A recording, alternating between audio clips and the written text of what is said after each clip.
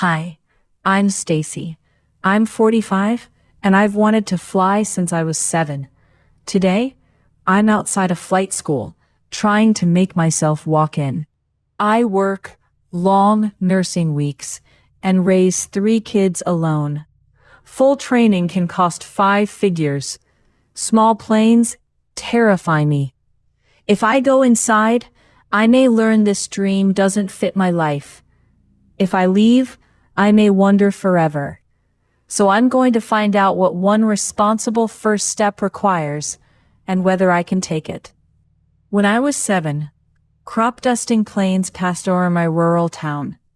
I imagined what it might feel like to be inside one, moving through the sky on purpose. I did not know what training cost. I did not know what a medical certificate was. I only knew that the sky looked different when someone was moving through it on purpose. That was 38 years ago. I never stopped wanting to know what it felt like. I just became very good at moving the question to a more convenient year. Someday is a flexible date. It can survive a new job, another school schedule, a car repair, and one more exhausting week. It can keep moving without ever making you say no. I became a nurse. I learned how to stay composed when other people need me.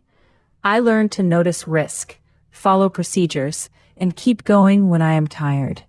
Those are strengths, but none of them proves I would be good at flying an airplane. My life is already full. I work more than 60 hours in a long week. My children are 8, 10, and 13. Their school days and activities do not rearrange themselves because their mother has an old dream. There is no involved co-parent waiting to take over the calendar. Money has jobs before it ever reaches me. Housing, food, healthcare, transportation, school, and the emergency I cannot predict. So every time flying returned to my mind, I had a responsible answer ready. Not now. Not while the kids need me. Not while work is this demanding. Not until I know I can finish. Those answers were not fake, but I had to ask whether my responsibilities were shaping the dream or quietly deciding it for me. At 45, waiting began to feel different. The dream was not becoming less important. I was simply becoming more practiced at explaining why it could wait. I started to notice the bargain I was making. I was protecting my money, my time, and my children from an uncertain commitment. That mattered. But I was also protecting myself from being a beginner, from feeling afraid, and from discovering that the thing I had imagined since childhood might not feel the way I hoped. The risk of trying was visible. The cost of never finding out was quieter. I did not need permission to ignore my responsibilities. I needed a way to ask one honest question without pretending I had already solved the entire path. The first thing I learned surprised me. 45 was not the regulatory barrier I had imagined. The FAA does not set a general maximum age for pilots outside commercial airline operations under Part 121. That did not mean age was irrelevant. It meant I had been using one question to hide several others. Could I afford it? Could I train often enough to retain what I learned? Could I manage fatigue? Could I meet the medical requirements before flying solo? Could I sit inside a small airplane without wanting to get straight back out? Age did not answer any of those questions, but it also did not answer no. Then I looked at money. Selected Midwest flight schools listed some conventional trainer discovery experiences at roughly $150 to $199. That was a bounded amount to investigate. It was not proof that I could afford training. The larger path was different. Current vendor estimates put private pilot training in a 5-figure range. The planning band I saw was roughly $12,000 to $20,000, depending on the school, aircraft, hours, and what the estimate included. One afternoon and the complete certificate were not the same decision. I had been treating them as if they were. The FAA minimum under Part 61 is 40 flight hours. The national average it reports is closer to 75, and those are flight hours, not every hour spent studying, traveling, waiting on weather, or fitting a lesson around the rest of life. The FAA also says training should happen regularly and frequently when possible, because long gaps can mean relearning and more expense. That was the first fact that made me feel the full weight of my calendar.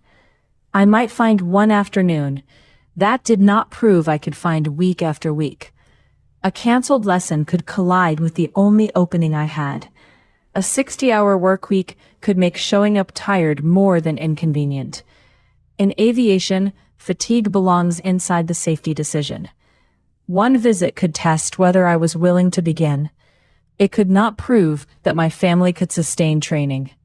This was where the dream stopped being a private fantasy and became a family question. My children cheering for me would not create extra hours in a week. Their support would not pay for lessons. Loving them did not require me to erase every personal goal, but loving them did require honest limits. If a first step displaced food, housing, healthcare, childcare, transportation, school needs, or an emergency reserve, it would not be responsible. If training depended on me arriving exhausted, it would not be responsible. If I needed my children to surrender what they needed so I could prove something, the answer had to be no. I did not know whether long-term training fit. I still do not. But uncertainty about the whole path was not the same as evidence that I could not visit a school. Then there was the part I could not turn into a budget or schedule. I was afraid. Small airplanes felt exposed. I imagined turbulence, mechanical failure, losing control, and being too far above the ground to change my mind.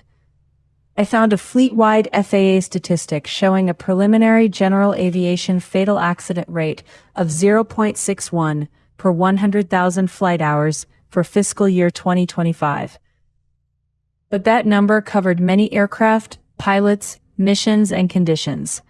It could not tell me what would happen in one supervised experience.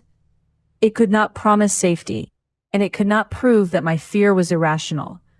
Responsible flying involves qualified instruction, weather and maintenance decisions, and attention to fatigue and stress. My responsible first step also needed an exit. I had to be allowed to stop. I had been asking, can I guarantee that I will become a pilot? I could not. So I changed the question. Could I protect one block of time, reach a flight school, walk inside, and ask what a supervised first experience would require? That step would not enroll me. It would not clear me medically. It would not put me in an airplane, prove that I could afford training, or promise that I would continue. But it would do something research could not. It would make me face the threshold I had kept moving for 38 years. I did not need certainty about becoming a pilot before I was allowed to become a person who asked. I protected one opening. Not a weekly promise, not a training budget, one block. I chose to visit a flight school without treating the visit as enrollment. I did not promise myself that I would book, pay, or fly that day. I did not tell myself that walking in would make the rest easy. The children came with me. Their presence did not solve the family equation. It made the family impact visible without pretending their encouragement created time or money. On the way there, every old reason returned with new energy. The money, the time, the fear, the possibility of looking foolish, the possibility of walking in and discovering that the dream was larger than my life could hold, and one more possibility, that I might leave without ever asking. The building did not look like a turning point. It looked ordinary. A door, a window, a small airplane beyond it. That almost made it harder. For 38 years, flying had lived in a place where it could stay perfect. It was a childhood image above a field. It was possibility without cost, fear without exposure, desire without a decision. The closer I came to the entrance, the less useful my research became. I already knew age was not the general barrier. I knew one encounter could be bounded. I knew the full path would demand more money and time than one visit could answer. I knew risk was real. Now I had to decide what those facts meant for this moment. My hand stopped just before the door. I could still leave and call it responsibility. No one could prove otherwise. But I knew the difference now. Responsibility had shaped this step. It had kept the test small, reversible, and honest. Leaving without asking would not protect my family from a commitment I had not made. It would only protect me from the answer. I looked back at my children. I could see their encouragement. No speech, no pressure. Just 3 faces reminding me that they were part of my reason to be careful and part of my reason not to disappear from my own life. Then I opened the door. I walked inside. That is what happened. That is all this story can claim. Whether I book, pay, meet an instructor, or get into an airplane comes after this moment and remains unanswered. I did not prove that I could tolerate turbulence, qualify medically, sustain a training schedule, or afford a certificate. I entered a flight school and allowed the dream to become a question I could investigate in real life. The victory was smaller than becoming a pilot. It was also more honest.